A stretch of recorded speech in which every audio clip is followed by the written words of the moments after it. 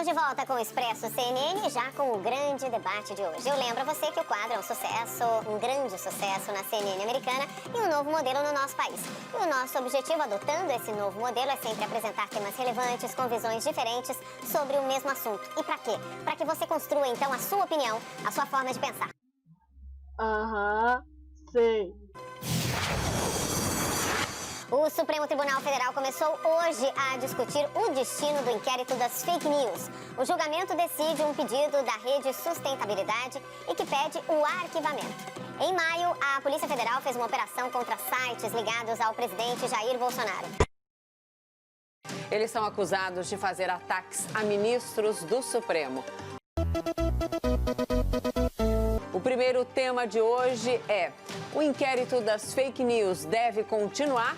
Só sei que eu caí da espaçonave. Os nossos debatedores são Augusto de Arruda Botelho, advogado especialista em Direito Penal. Boa noite, Augusto. Boa noite, Mona Lisa. Boa noite, Caio. E Caio Coppola, bacharel em Direito e comentarista político. Boa noite, Caio. Boa noite, Mona Lisa. Boa noite, doutor Augusto. Boa noite, espectador da CNN. Começamos então com você, Caio, suas primeiras considerações, por favor. Claro.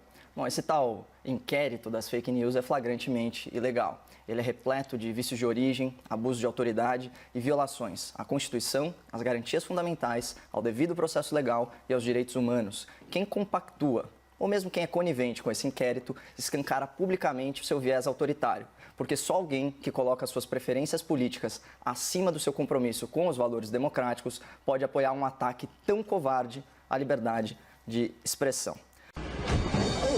Bom, como vítima rotineira de fake news, de injúrias e de difamações, eu tenho todo o interesse do mundo na investigação e na justa punição daqueles que usam de estrutura e verba pública para promover mentiras e desinformação. Mas incitações à violência, ameaças a pessoas físicas e notícias fraudulentas foram ardilosamente colocadas na mesma prateleira de opiniões legítimas e críticas incisivas. O espectador da CNN já viu e reviu esse filme. Inclusive ontem, eu sou reiteradamente acusado de promover ataques, quando na verdade eu faço apenas críticas embasadas, que refletem a minha percepção da realidade dentro dos limites legais da liberdade de expressão. Não à toa, eu nunca fui sequer processado por crime contra a honra. E se processado fosse, certamente seria absolvido, eu tenho plena convicção disso.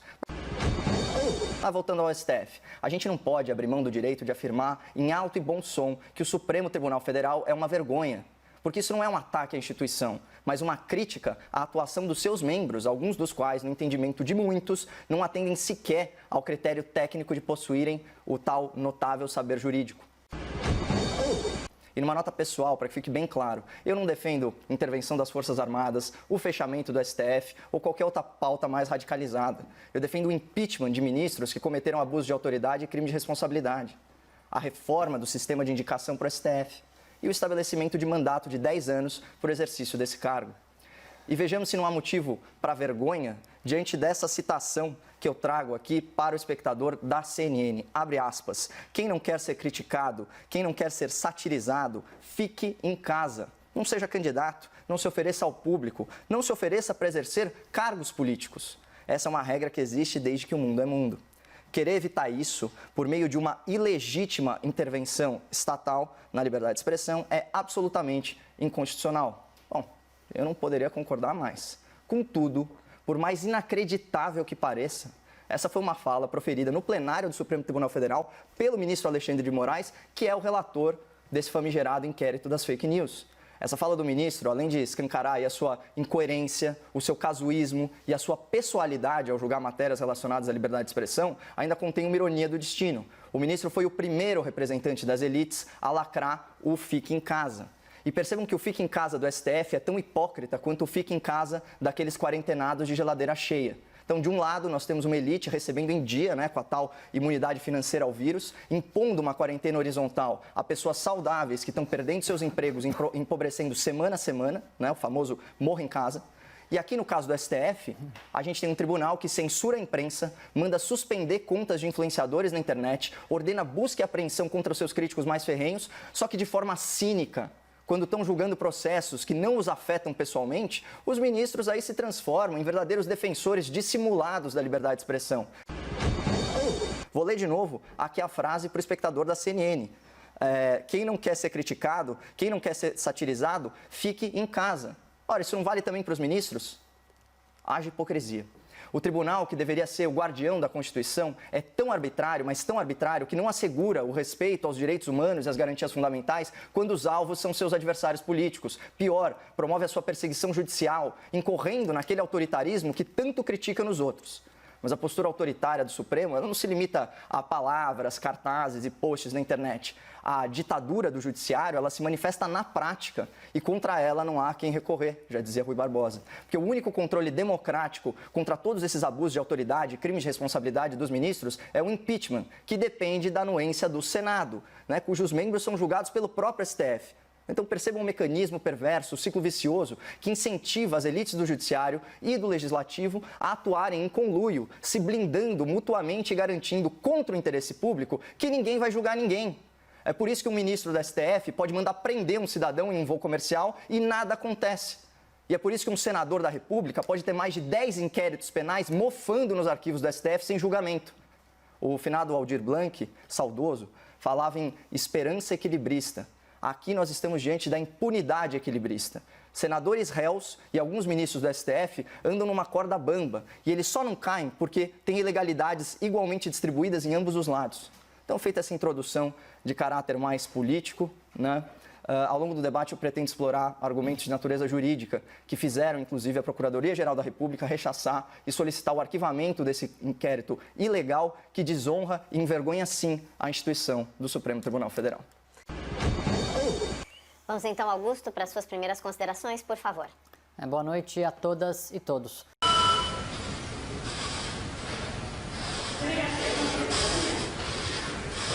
A pergunta de hoje é se o inquérito das fake news, que hoje sabemos vai muito além de investigar a disseminação de notícias sabidamente falsas, sei. deve ou não continuar. Eu já antecipo minha resposta. Sim, o inquérito deve continuar. Esse tema vem gerando intenso debate na comunidade jurídica. Há professores, juristas, advogados. Eu, como já disse no início da fala, estou do lado daqueles que entendem que o inquérito é legal, que o inquérito segue o rito previsto no regimento interno do Supremo. Sei. E a decisão, que provavelmente será tomada na próxima semana, seja ela qual for, terá sido tomada por 11 ministros da mais alta corte de justiça do nosso país. E ela não apenas deve, como tem que ser respeitada. Só sei que eu caí da espaçonave. Vamos então ao debate. Augusto e Caio, por favor. Bom, eu vou aproveitar a carona no argumento do Dr. Augusto sobre a questão do regimento interno do STF, que ensejou a instauração ilegal desse inquérito inconstitucional. Bom, a portaria que deu origem a esse inquérito, né, a portaria aí promulgada pelo senhor Dias Toffoli, ela não delimitava um objeto específico, né, ou mesmo um grupo de pessoas a ser investigado. Ela simplesmente relatava possíveis infrações extremamente genéricas. Eu vou ler o trecho específico dessa portaria para o espectador da CNN. Abre aspas.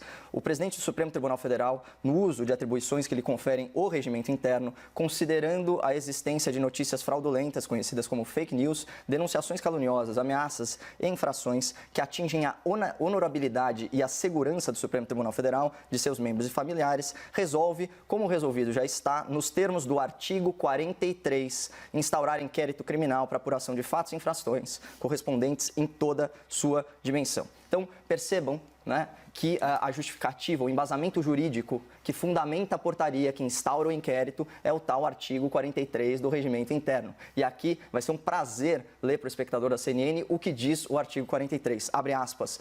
Ocorrendo infração à lei penal na sede ou na dependência do tribunal, o presidente instaurará inquérito, se envolver autoridade ou pessoa sujeita à sua jurisdição ou delegará essa atribuição a outro ministro. Vou repetir o trecho mais importante. Ocorrendo infração à lei penal na sede ou na dependência do tribunal. Desafia a lógica imaginar que um cartaz numa manifestação, que um post na internet ou que um áudio no WhatsApp, né, ainda que ofendam a honra e a honorabilidade dos ministros ou, de certa forma, ameacem sua integridade física e de seus familiares, sejam realizados na dependência do STF. É uma interpretação tão elástica que não é nem criativa, é fantasiosa, certo? Porque o regimento interno, ele foi elaborado para outras situações, não para proteger o ministro de crime contra a honra. né? Existe um argumento de que essa é uma legislação mais antiga, de décadas atrás, quando não havia internet. Não havia internet, mas havia imprensa. E a imprensa é o meio que potencializa os crimes contra a honra, de injúria, calúnia e difamação. Ele, inclusive, agrava a pena, né? Portanto, não há que se falar em crime praticado nas dependências do STF, e esse é o vício de origem mais óbvio desse inquérito, né? E mostra como, de fato, essa atual composição do tribunal, né, realiza um contorcionismo intelectual, né, e uma ginástica hermenêutica para impor arbitrariamente a sua vontade aos seus adversários políticos e à população em geral, né? Outro detalhe, esse tipo de portaria deveria ser usado, na verdade, para ensejar que tipo de investigação? Investigação contra o senhor Gilmar Mendes, né, que ofendeu a força-tarefa da Lava Jato ao comparar os procuradores a uma organização criminosa. Esse tipo de artigo poderia ensejar uma investigação para conter aí os excessos, né, novamente do ministro Gilmar Mendes e do senhor Luiz Roberto Barroso, naquele bate-boca ridículo em sessão plenária. E também na acusação mútua entre ministros de vazarem informação privilegiada, informação processual em off para a imprensa. É para isso que serve esse dispositivo do regimento, não para blindar ministro covarde de crítica. Bom, com relação ao seu primeiro argumento, Caio, eu entendo que ele parece ser bastante lógico numa leitura superficial, mas ele foge da realidade da doutrina de direito penal. Sei. Vou te explicar rapidamente. Primeiro, o inquérito de fake news já não investiga apenas fake news há meses. Ele investiga. O crime de ameaça, especificamente, ele se consuma quando a vítima toma conhecimento dessa ameaça. Então, por exemplo, se o ministro do Supremo tomou conhecimento dessa ameaça na sede do Supremo, esse teu argumento já perde a validade. Entendi, se ele tomou conhecimento vendo o WhatsApp no banheiro, aí pode. Não, entendi. Que banheiro da onde? Do Supremo? Não, Seria da casa o Supremo. dele, da casa ele tomou dele. conhecimento na casa dele. Tá ótimo, doutor. Não. Caio, isso aqui não é opinião. Caio, isso aqui não é opinião. Isso aqui não é opinião. Desculpe se você não lembra da faculdade. Isso não é opinião. Isso é o que a lei diz, isso é o que a doutrina diz, toda a jurisprudência diz. Não é opinião do Augusto. E não é divergente. Não é opinião do Augusto, não tem divergência não é nada na divergente. doutrina. A ameaça se consuma no momento que você toma conhecimento da ameaça. Sim, a aplicação isso não tem dessa divergência lógica, nesse nenhuma. caso, Nenhuma não tem divergência. Não então, tem nenhuma o que você está falando divergência. é um fato. É só você, Ótimo. Caio. Inclusive, nem o próprio Augusto Aras hoje se divergiu dessa opinião. Só você, Caio. Tá Só ótimo. você está divergindo dessa opinião. Nem o Augusto Aras, procurador-geral da República, hoje no julgamento, ele entende que o inquérito é legal. Essa posição é completamente o isolada. arquivamento desse... A Raquel Dodge, você não está acertando a informação errada, Caio. Ué, Mudou ela de não era procurador. procuradora-geral Você da está com a República? informação errada. Hoje é um novo procurador, Caio. Você atualiza. Sim, Você não assistiu o julgamento hoje. Que, aliás, Você não cometeu um assistiu o grande julgamento erro hoje. e mudou de opinião. Você não assistiu o Ele já julgamento falou hoje, que não é Caio. pertinente. E a gente não está discutindo aqui, Você não doutor, o assistiu o objeto. julgamento hoje. Eu falei na minha fala inicial, Você não assistiu o julgamento, você que não estava prestando atenção Estou na minha prestando fala. bastante atenção. Se eu posso sou a continuar, favor então? de serem Caio. apuradas ameaças, esse tipo de coisa. Então, portanto, que o inquérito Agora, tem você que não pode prosseguir. colocar tudo na mesma prateleira, muito menos num inquérito que tem vício de origem. Não né? tem vício em de que a origem nenhum, vítima Caio. é investigadora, Não tem vício de origem acusadora e vai julgar. Não, Tanto que a questão que se coloca é, pô, Caio, o isso é ministro meme de relator... WhatsApp. Caio, isso é meme de WhatsApp, Caio. Você fez direito, pelo não amor fale de isso, Deus, Caio. pelo Então eu amor vou de te explicar Deus, aqui. Vamos lá. Eu vou fazer uma explicação para o Caio. Vai ter Vamos que lá. fazer uma Porque- explicação Não, muito posso criativa, fazer? doutor, Não é nada sério. criativo. Chama direito isso. Direito, Código de Processo Penal. Vou tentar te explicar um pouquinho. É o seguinte, a gente não tem acusação formada ainda. Então você falar que a vítima vai fazer a acusação e vai julgar, ela pressupõe uma coisa que não existe ainda. Quem vai oferecer uma denúncia, caso se comprove que há um crime, é a Procuradoria-Geral da República. Se o Augusto Aras, que é o atual procurador, entender que não houve crime nenhum, ele vai pedir o arquivamento. Hoje, na E o que manifestação aconteceu dele... quando a Raquel Dodge pediu o Mas mudou arquivamento o da última procurador, vez? Caio, Mas o que mudou o aconteceu? procurador, Caio. O STF simplesmente Caio, rejeitou o mudou pedido. o procurador. Ué, mas o que eu estou dizendo é o São seguinte, fatos eles novos, atropelam Caio. a lei, eles não estão nem aí. 11 ministros do Supremo atropelam a lei e você tá certo, Caio. Não precisa... Bom, Pelo se amor você, de se você Deus, depende Caio. O Procurador-Geral da se você República acha que depende de inquérito, argumento de acha que inquérito é autoridade... legal e você tá certo, Caio. Doutor, se você depende de argumento de autoridade, então a gente Não fica é autoridade, com uma colega é nossa que é a conhecimento de Tameia lei. Danelon. É conhecimento de lei. Imagina, ela fala, olha, esse inquérito é ilegal, ele viola o sistema acusatório, né? O juiz não pode investigar, apenas o MP e a polícia. Ela mesma fala em vítima, investigador, acusador e juiz. Ela Você fala não que tem ofende o acusação princípio ainda, da ela livre tá errada. Sinto distribuição. muito, doutora Tameia tá errada. Sinto muito. Bom, mas então Por existe isso que eu falei- divergência, né? Com relação A beleza ao do direito inquérito- não é divergência, Caio, doutor? eu não Você falei vem isso na minha advogar fala aqui que não inicial, tem? É óbvio que diz. Mas assim, a divergência precisa ser tomada com base Entendi. em conhecimento, Existe não com divergência achismo. quando você não é a com corrente achismo. divergente. Você faz divergente. achismo, Caio. Se você Isso tiver, não é achismo. Se você, Eu tô alinhado você com a, você não sabe nem onde se consuma o crime de uma procuradora da República. Você não sabe nem onde se consuma o crime de ameaça, Caio. Doutor. Debatedores, Caio Você e não sabe nem onde se Augusto, consuma o crime de ameaça. Por gentileza, os dois agora. A divergência ela é bem-vinda, isso é um debate, mas, de novo, as pessoas que nos acompanham precisam nos escutar, nos entender. Se os dois falam ao mesmo tempo, e especialmente um fala mais alto, que não é o lugar para falar alto aqui, é pior ainda. Então, por favor, o debate tem que acontecer, mas respeitando o telespectador que nos vê, por gentileza. Ok, então vou só terminar a minha fala para poder passar para o Caio. Primeiro, a sua primeira crítica da portaria ser genérica. Também falta conhecimento do dia a dia do direito. Há várias portarias genéricas, inquéritos policiais, muitas vezes. É uma crítica que pode ser feita, tem portarias genéricas. A pior ainda, há inclusive decisões judiciais genéricas, como, por exemplo, uma no Rio de Janeiro, que dizia que buscas e apreensões podiam ser feitas em favelas, porque há tráfico de drogas por todo lugar. Eu não vi ninguém desses procuradores, tantos procuradores hoje reclamando da legalidade desse inquérito. Será que a doutora Tameia reclamou das buscas e apreensões genéricas no Rio de Janeiro, em algum momento? Ou outros vários garantistas de ocasião, que agora aparecem para dizer que o regimento do Supremo está errado ou não está? Será que eles reclamaram quando isso acontecia? Mas o fato é que isso acontece bastante. Portarias genéricas são totalmente corriqueiras no nosso direito. E a portaria ela é genérica no momento que você se inicia um crime. Inicia uma investigação. A partir do momento que você começa a investigar e descobrir novos crimes, essa portaria ela é muitas vezes aditada, coisa que aconteceu neste inquérito. Eu li no nosso debate anterior a portaria mais atual, a manifestação mais atual desse inquérito, que mostra que empresários patrocinavam uma série de, aí sim, fake news ou uma disseminação em massa de informações falsas. Isso também também é objeto desse inquérito. Esse inquérito não tem, volto a dizer, já falei isso por várias vezes, esse inquérito não tem um objeto único, exclusivo de se investigar fake news. Hoje ele é bastante focado em ameaças que eu no último debate li para o espectador o tipo de ameaça que o ministro do Supremo sofreu, de uma pessoa dizendo que iria na porta da casa dele, descobrir quem era a empregada dele. E você vai me dizer que isso aqui é liberdade de expressão? Não, eu não disse isso. Você acha...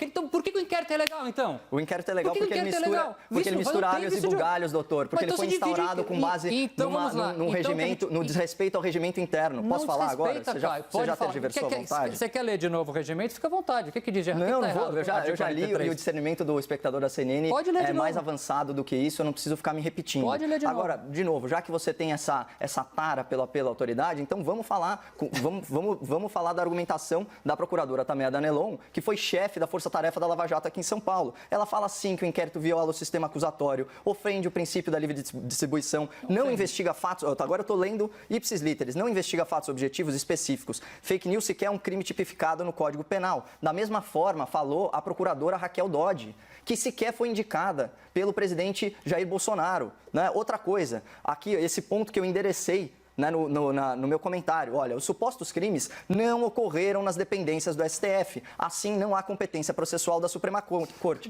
O que você está fazendo? Você está misturando crimes de ameaça com notícias fraudulentas, com crimes com crimes contra a honra. Ainda que seu argumento fosse pertinente, fazendo uma ginástica hermenêutica e se aplicasse nesse caso, certo? Ainda que fosse, você está misturando crimes. Ou seja, todos os investigados, e eu não vou chamar nem de investigado, vou chamar de vítimas, todas as vítimas de busca e apreensão do STF, eles ameaçaram o Supremo Tribunal Federal, os seus ministros ou seus familiares? A resposta é óbvio, não, não. Muitos deles apenas criticaram o STF. A diferença é que eu faço isso com o logo da CNN embaixo e eu tenho uma certa blindagem. Como você sabe disso se não teve acesso ao inquérito, Caio? Bom, ninguém teve acesso ao inquérito, que é outra ilegalidade que você mesmo criticou. Isso já bastaria. Isso já é um Como você sabe que as pessoas ameaçaram ministros? Como você sabe? Como você pode ter uma afirmação dessa com base no quê? Que você leu no Twitter? Como é que você sabe? Doutor, ali há pessoas eu retratei aqui uma ameaça feita publicamente fazendo uma ameaça, ameaças costumam ser veiculadas publicamente. Essas pessoas não fizeram ameaça. Prender vagabundos do Supremo eu acho uma ameaça. Prender vagabundos do Supremo eu acho uma ameaça bem clara. Aí a sua interpretação. Bom, é o que é isso? A sua interpretação. É a sua interpretação, doutor. Só que é um elogio? Eu achei que era a minha vez de falar. É o seguinte... Só uma questão. Vocês vão continuar no debate sem os argumentos finais por causa da intensidade? Os dois concordam? Sim. Então vamos lá. Bom, de novo, é virtualmente impossível ou pouco plausível que todos os investigados ou todas as vítimas desse inquérito tenham incorrido em ameaça. Ameaça é uma coisa séria, né? É você sujeitar a pessoa a uma possível e provável, vamos dizer assim, agressão física, seja para ela ou seja os familiares. Então a gente não pode misturar as coisas. Por isso que você não pode ter um inquérito genérico ad eternum em que qualquer crítica ou ataque ou ameaça seja colocada no mesmo balaio, porque não é assim que as coisas funcionam, especialmente quando existem vícios de origem, né? Inclusive de natureza processual e regimental, como eu trouxe aqui. Basta uma interpretação de texto ginasial para entender que esse inquérito é uma ilegalidade. Vamos lembrar que, com base nesse inquérito, uma revista nacional foi censurada, porque falava no quê? Trazia à luz, trazia para o grande público um documento oficial que constava num processo judicial que mencionava o amigo do meu pai. Meu pai sendo, novamente, um empreiteiro corrupto, o amigo dele sendo um ex-presidente corrupto e o amigo do amigo sendo um membro da Suprema Corte, supostamente. Então, vocês percebam que, com base nessa ilegalidade, imagina, o Alexandre de Moraes, ano passado, determinou o fechamento de contas e perfis em redes sociais. Vocês acham que isso tem cabimento? Isso é censura prévia. Vai na contramão daquela citação que eu trouxe aqui para o espectador da CNN. Ele próprio sabe que é um absurdo, mas o absurdo contra os inimigos vale. Caio, eu chamei porque agora é 1 minuto e 10 segundos para o fechamento com o Augusto. É o fechamento final já? Exato, nós estamos quase terminando o jornal. Deixa eu só explicar uma outra coisa. É a coisa mais comum do mundo, inquéritos policiais investigarem crimes diferentes e pessoas diferentes, porque o inquérito, às vezes, ele é extremamente amplo. Quando ele termina o inquérito, é apresentado uma coisa chamada relatório. É quando nós, advogados, chamamos que o inquérito está relatado. Ele vai para a mão do Ministério Público, federal ou estadual, e ele escolhe quem denunciar, por que crime, ou arquivar o inquérito em relação a outras coisas. A coisa mais normal do dia a dia da advocacia é o que está acontecendo neste inquérito, que está longe de ser legal. Só essa informação. Como esse assunto não se esgota, o julgamento retoma na semana que vem. Nós vamos continuar, se vocês quiserem, esse assunto numa próxima oportunidade para que vocês possam debater mais. Augusto, obrigada. Boa noite. Boa noite. Caio, obrigada. Boa noite. Boa noite.